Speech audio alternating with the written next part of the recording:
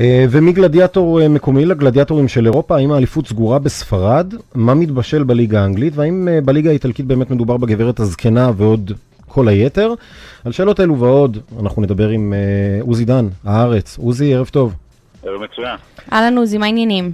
בסדר גמור. יופי, אני רוצה באמת להתחיל עם הליגה שבאמת מעניינת ישראלים רבים, הליגה הספרדית כמובן.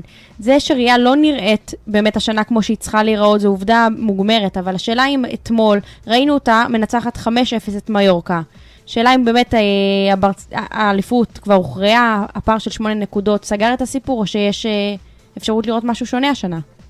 אני חושב שאנחנו רק במחזור התשיעי, ונכון ש8 נקודות זה פער גדול, אבל ריאל עברה את המשברון שלה, ברצלונה עוד לא, יכול להיות שיש לה בעיות בהגנה, ואולי זה גם סוג של משברון, אבל אני חושב ש8 נקודות, כשיש עוד כל כך הרבה נקודות בקופה, זה מוקדם מדי, וראינו את הקלאסיקו 2-2 בקאמפ נו, יש לנו גם קלאסיקו כמובן בברנבאו, ואסור לפסול את מי שכרגע מקום שני עם אותו מספר נקודות כמו ברצלונה.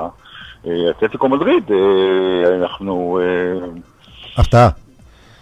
הפתעה זאת אומרת, זה לא הפתעה שהיא בין 3 או 4 זה הפתעה קצב צפירת הנקודות שלה. נכון.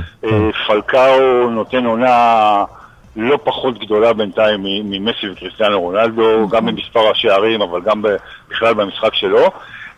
העניין שאתלטיקו מדריד הרבה פעמים מתחילה לא רע, אבל איכשהו כשהיא מגיעה ככה לחלק החשוב של העונה, בוא נזכור שהיא עוד לא שיחקה לא נגד ריאל ולא נגד ברצלונה, וזו המבחן שלה, לא משחקים נגד חטאפה או הפועל תל אביב בליגה האירופית.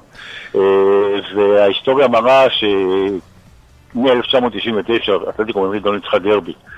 וגם נגד ברצלונה יש לה סטטיסטיקה לא מלבבת, אז אני חושב שהמשחקים האלה אנחנו נקבל תוך שבועיים בתחילת דצמבר, סוף נובמבר, תחילת דצמבר, מפגשים של אתלטיקו גם נגד ריאל וגם נגד ברצלונה, ואז נהיה המבחן האמיתי. חכמים. המבחן האמיתי, כן. בזווית הישראלית ראינו אמש את תומר חמד, דודו אוואט במדי מיורקה, בעונה שעברה תומר חמד כבש מול ריאל מדריד, אתמול הוא לצערנו לא הצליח לעשות זאת. בנוגע גם לדודו אוואט, אני חושבת שהוא לא מקבל מספיק את הכבוד הראוי לו, הוא כבר שנים רבות בספרד, פה בארץ הוא לדעתי לא מוערך מספיק, תומר חמד פורץ בצורה מטורפת, מה אתה חושב על זה?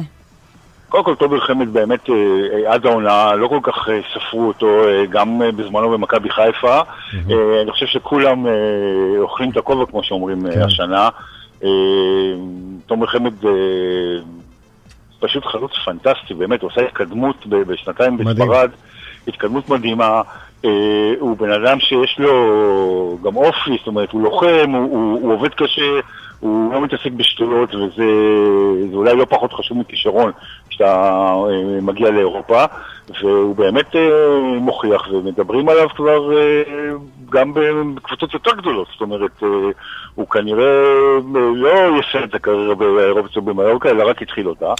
לגבי דודו אוואט, אני לא מסכים איתך, דודו אוואט מקבל הרבה כבוד, הוא 10 שנים כבר בספרד, הוא שואל לנבחרת ישראל, מעשה אם אני זוכר לך, במשחק האחרון של הנבחרת בעצם שבר את השיא לשוער, הוא 70 פעם בהופיע בנבחרת ישראל, יש אני חושב הרבה מאוד כבוד כלפי דודו, גם בספרד דרך אגב, אתה מדבר עם עיתונאים ספרדים, אז נכון שחמד עכשיו חם, אבל השם כאילו לאורך השנים, השם של ישראלי שכולם שם מכירים ומעריכים, זה דודו אוואט, בהחלט.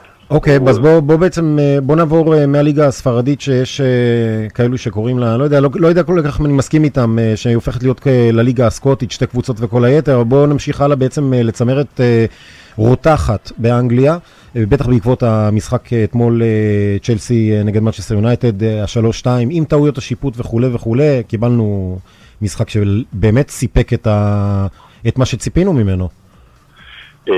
היה משחק פנטסטי שהשופט קלטנברג פשוט הרס אותו בצורה לא מכוונת אני מניח, אבל הוא והכוון, אני חושב שלמרות זה שצ'לסי הפסיד על מנצ'סטר יונייטד 3-2 בבית אחרי יותר מ10 שנים שזה לא קרה, אני חושב שצ'לסי הוכיחה כשהיא חזרה עם פיגור 2-0 כשהיו במשחק 11-11 שהיא עדיין קבוצה הרבה יותר טובה מיונייטד. איך באמת אתה רואה את יונייטד השנה מול הסיטיזנס והבלוז, כמויות הכסף שנשפחות שם במנצ'סטר יחסית שומרים על, בוא נגיד לא משתוללים עם הכספים. נכון, למרות שהשנה הביאו את ון פרסי, כן עשו רכש, אני חושב שעשו רכש טוב, אבל מנצ'סטר יונייטד יש לה בעיה בהגנה, זאת אומרת, התקפה שלה מצוינת, ואנחנו רואים ון פרסי שהצליח נהדר בארסנל, מצליח גם ביונייטד, ויש לו שיתוף פעולה יפה מאוד עם וויין רוני, והתקפה של יונייטד מתפקדת, גם צ'יצ'ריטו שהיה קצת ככה בעונה שעברה לא ממש עברית חוזר לעצמו, אבל ההגנה נראית היום ונורא, כי אתה מצפה מחלק מאלכס פרגוסון שיעשה רכש רציני גם להגנה, בייחוד שווידיץ' פצוע וריו פרדיננד כבר בוא נאמר במורד הקריירה שלו, זה לא קורה, ואתה רואה את זה, מנצ'סטר יונייטד מפקיעה הרבה, אבל סופגת המון, גם אתמול 3-2, ואתה רואה את זה בהרבה משחקים, היא מקבלת גולים, אפילו נגד ברגה בבית, שזה משחק שאמור להיות בנקר הכי קל בעולם, פיגרה 2-0 אחרי רבע שעה 20 דקות, נכון שניצחו בסוף 3-2, אבל הכל הולך לה מאוד קשה בגלל בעיות בהגנה, אז אחרי השיפוט אתמול היא רק נקודה מהמקום הראשון, כמו מנצ'סטר סיטי, זה נראה משולש צמרת מאוד מרשים. אני חושב שבסופו של דבר צ'לסי היא קבוצה יותר טובה גם מהסיטי כרגע וגם מיונייטד. האוסקר הברזילאי, הרכש ועדן עזר ובייחוד חואן מטה, כן. זה שלישיית קישור אני חושב שהיא תהפוך להיות אחת מהטובות שראינו. יש שם באמת עומק, ויש לצ'לסי גם הגנה. אם אני צריך להאמר, למרות ההפסד אתמול, צ'לסי היא המועמד של סבא הפרמייר ליג.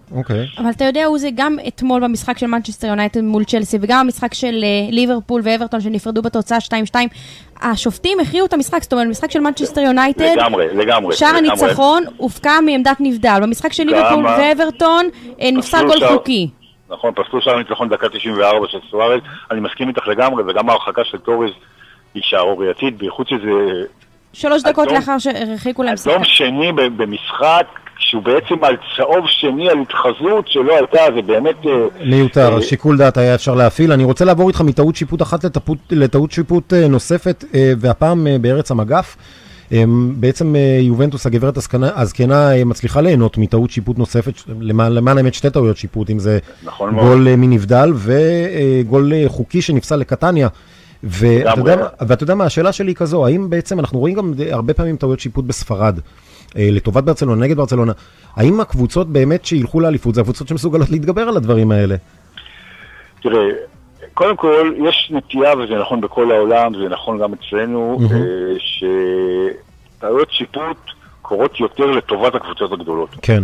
הביתיות, אבל בייחוד הגדולות, וזה נכון, זאת אומרת, זה משהו שהוא מוכח בכל ליגה, ואף אחד לא בא בתלונות, קלצנברג למשל, שהוא באמת עשה את זה בכוונה, כי הוא אוהד מנצ'סטר יונייטד או משהו כזה, אבל זה קורה, וזה קורה יותר מדי. לגבי יובנטוס, הזכרת את 2 טעויות שהכריעו את המשחק, אמר נשיא קטניה אחרי המשחק, אני לא רוצה להמשיך לשחק כדורגל, אי אפשר עם הדברים האלה, אולי הוא קצת מגזים, אבל גם יוב, אחת האינדיקציות זה שהיא חוזרת להיות קבוצה גדולה ששולטת באיטליה, זה זה שהיא קיבלה למשל את המטלות האלה, כמו שהייתה מקבלת בשנות ה-70 וה-80 כשהיא באמת הייתה אימפריה. תראה, אני חושב שאין מנוס, ומה שצריך להנהיג בכדורגל העולמי, בטורנירים גדולים, בצ'מפיונס ליג ובליגות הגדולות לפחות, כי שם מצלמים הכל, זה שימוש מושכל בטלוויזיה, לא לעצור את המשחק. אולי משהו בסגנון הטניס, אתה יודע, יש אפשרות לשחקן לבקש... זה רעיון מצוין, לא לעצור את המשחק כל רגע כמו בפוטבול, כי אז זה ירוג את הכדורגל, אבל במקרה של או שער שיש עליו מחלוקת, או כרטיס אדום שיש עליו מחלוקת, או כמו שאתה אומר, אפשר לתת מספר מזדמנות לקבוצה, נגיד 2 במחצית לצורך העניין. אם אנחנו מערערים על החלטה של השופט, נגיד על פנדל, אז בוא נראה את זה. ואתה יודע מה, זה גם יחסוך זמן. אנשים אומרים, זה יעצור את המשחק. הוויכוחים שיש לפעמים על המגרש, של שחקנים, של שופטים, אני לא מדבר על ההרגשה של האוהדים, ראית אתמול את זה בסטמפורד ברידג', אנשים... זה היה נורא. זה היה פשוט נורא. אני חושב שאין לזה מנוס. אני פעם הייתי נגד, כי כדורגל... הרומנטיקה וכל הדברים האלה, כן. בגלל סוג של טהרנות ורומנטיקה, אבל אנחנו רואים את זה בשנים האחרונות, זה מונדיאל, זה צ'מפיונס ליג, זה הליגות הכי גדולות, כל הזמן מדברים רק על השיפוט, אנחנו היום מדברים, חצי מהשיחה שלנו בעצם אנחנו מזכירים טעויות שיפוט ומדברים על השיפוט, במקום לדבר על דברים אחרים. אז בואו באמת נסיים את השיחה בינינו באולי משהו יותר חיובי, עדיין בענייני יובנטוס, תשמע, הקבוצה הזאת, זה אחד הדברים המדהימים שאני ראיתי, עזוב את זה שהם לא מפסידים השנה, גם בשנה שעברה. מה קרה להם? מאיזה בור הם יצאו פתאום? אין להם גם, אני לא רואה גם יריבות אחרות בצמרת, תקן אותי אם אני טועה. אני חושב שחוץ מנפולי, שנראית קבוצה מאוד מאוד טובה, אבל יש לה בעיה של יציבות, אין ליובה באמת יריבות באיטליה. יובנטוס צריך לזכור, היא מכבי תל אביב כדורסל, או ריאל מדריד, או הביירן מינכן של איטליה, והיא חזרה גם בזכות קונטה, המאמן שעכשיו מושעה, עד דצמבר הוא מושעה, אבל עדיין יש ביובנטוס סוג של רוח קבוצתית של באמת, של אנחנו נגד כל העולם. לגמרי. וזה חזר, זאת אומרת, אחד הדברים, יובנטוס ב-2006 הורדה ליגה, חזרה תוך שנה לליגה הראשונה, אבל לקח זמן לבנות מחדש את האתוס הזה, ומסתדרים גם בלי דל פיירו, מפתיע. כן, טוב, דל פיירו, שאני באופן אישי, אחד מהשחקנים הכי אהובים עליי. גם עליי. אי פעם, הבין שהוא לא יכול לשחק, והוא רוצה לשחק, הוא משחק באוסטרליה, וברמה הזאת הוא מצליח, אבל כן, הם מצליחים גם בלי דל פיירו, יש להם באמת סגל חזק, עמוק, ואתה רואה שחקן כמו פירלו שמילן ויתרה עליו אחרי 10 שנים כי אמרו שהוא גמור, ופשוט פורח ועושה נפלאות גם ביוב וגם בנבחרת, ויוב כן, יוב בהחלט נראית טובה מאוד ומועמדת רצינית ואולי עיקרית לזכות בסריה עוד פעם. עוזי דן, הארץ, אני רוצה להודות לך על הדברים ולאחל לך המשך ערב נעים. תודה רבה. גם לכם. ביי ביי.